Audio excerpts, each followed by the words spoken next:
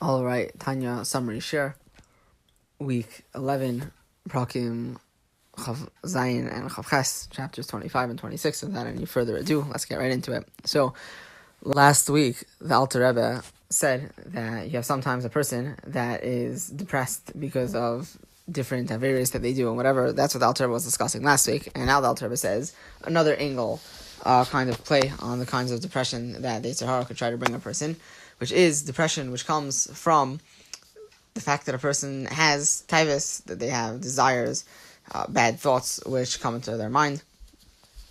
And the Alter Rebbe says that the way to handle these thoughts is to be happy with what you have. Well, why should you be happy? Because it gives you the opportunity to do the mitzvah of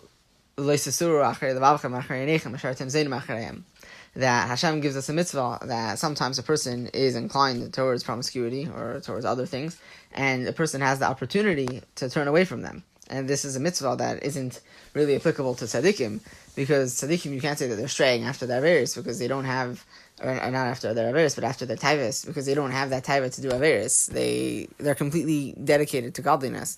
It's only a Beinoni, or someone similar to a Beinoni, a person who's not yet at the level of a Beinoni, but is still shaykh to being a Beinoni. A Beinoni is able to have these thoughts. A Beinoni is able to have these yearnings, these desires, and a Beinoni is able to turn away from them.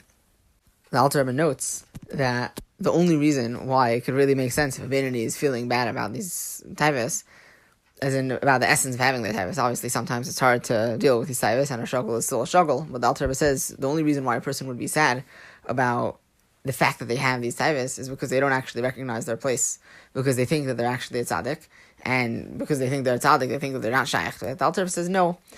Besides for the fortunate few who are tzaddikim, most people, regular people, normal people, have desires for various things that the world has to offer, and it's part of being a normal human. It's part of being someone who's shaykh to being a Beinoni, and a person should recognize that maybe the reason why they're here, their challenge in life, is to overcome this, to live a life where they don't go astray, to live a life where they don't turn away. And this is a very powerful avodah. This is an important thing to look forward to in life. Taka, it's a challenge. It's a lifelong challenge, but it's really a challenge that's worth living for. The Alter Rebbe says, this is why Eiv says, going back to what we said in Parak Aleph, that Hashem created righteous people and he created wicked people. The Alter Rebbe says it doesn't mean wicked people that they're wicked. It means that Hashem created people that have the shaykhs to wickedness. They have the connection to wickedness. That they have the ability to turn away. Tzaddikim, it's not in their moveset to turn away from godliness. It's just not something that's shaykh to them. There's no connection. But a Beinoni, or someone that's not yet a Beinoni, someone that's on a level of a Rasha perhaps, is able to turn away from worldly things. And the Alter Rebbe says this is such a great pleasure to Hashem. It's on par with the pleasure that Hashem has from tzaddikim when they turn over klippah and impurity in the world and they turn it over into holiness. There's a similar kind of pleasure that Hashem has when a person turns away from bad. And the Alter Rebbe says it's comparable to the fact that some foods are sweet and they're tasty because they're sweet, and some foods are very spicy, they're complex, not spicy necessarily hot, although it could be hot, but spicy that it has a lot of depth of flavor. And besides for just the simple pleasure of sweet, yeah, of course sweet is going to taste good, but there's something so delicious about a dish that has a lot of work that goes into it, that it has so many different components and so many different spices. So the Alter Rebbe says this avodah of a Beinoni, this divine service of a person who's striving to just meet in the middle, to not do anything wrong even though they have the desires to do wrong, the Alter Rebbe says that this causes a pleasure for Hashem that's analogous, if you would say, to a person eating spicy food compared to eating sweet food, which would be the avodah of a tzaddik, that they both taste good, but there's such a depth of flavor, there's such a complexity, such an oomph that you get with the avodah of a Beinoni. The Alter Rebbe then brings various Maimorei Chazal and Psukim that backs up these points that emphasize that Hashem has a real desire to have a person that is really shaykh to bad, that really wants to do bad things, and nevertheless turns away, and that this causes Hashem a very special pleasure. So that's the conclusion of chapter 27, and then chapter 28. The Alter Rebbe makes a point about a more specific phenomena, about having impure thoughts or thoughts for doing averis, that the Alter Rebbe says sometimes a person is davening, and suddenly out of nowhere, they start getting random thoughts that they wouldn't even necessarily be thinking during the day. And sometimes a person will become depressed from this, and they'll think, why am I having these thoughts in the middle of davening? Of all times to have this thought. And some people might get very depressed from this. They'll think that it's a sign that their tefillah isn't roi by Hashem, and that's why they're thinking all these things, and really, who are they that they should be davening to Hashem? The Alter Rebbe says, no, back up a second. That's not what you're supposed to do. First thing is, you're supposed to try to turn away from these thoughts, like you're always supposed to. And he says, don't try to be silly and say, oh, well, if you're having this thought in the middle of davening, then maybe there's really some holiness in it. The Alter Rebbe says, don't focus on that. Try to stay away from it.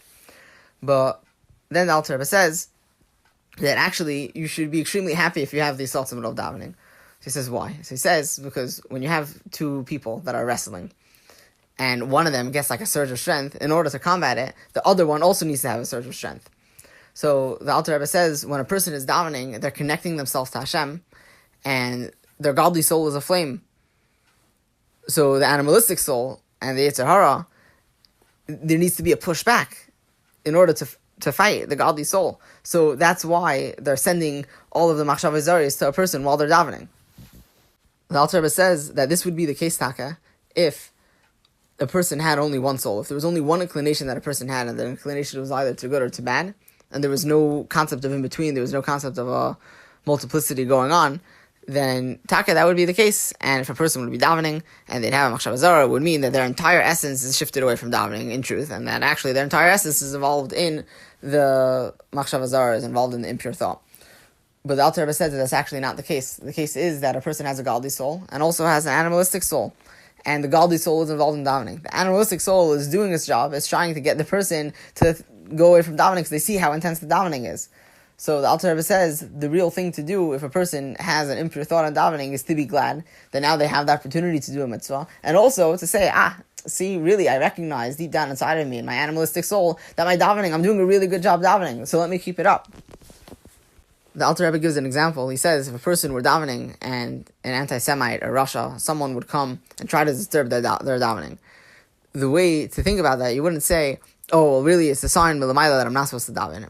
It's obviously, you become almost proud. You're like, yeah, I'm a Jew, I'm davening, I'm doing my thing, and I'm talking to Hashem, and there's nothing you're going to say that's going to make me think, oh, well, because this guy came over to me on the street, decided to try to disturb my davening, that's a reason to not daven. Obviously, everyone would think, now I'm going to try to daven more, I'm going to try to focus more, I'm going to try to ignore this guy as much as I can. The Alter Rebbe says that's the attitude to have for a machshavos zara, for an impure thought, or anything of the like that comes in the middle of davening. The Alter Rebbe finishes off with some practical advice. He says that if it's really hard to turn away from the thought, well, it's kind of perfect because you're davening anyway. So daven to Hashem in the middle of your davening. That you should be able to have kavanah in the middle of davening, and it all works out. It's all good.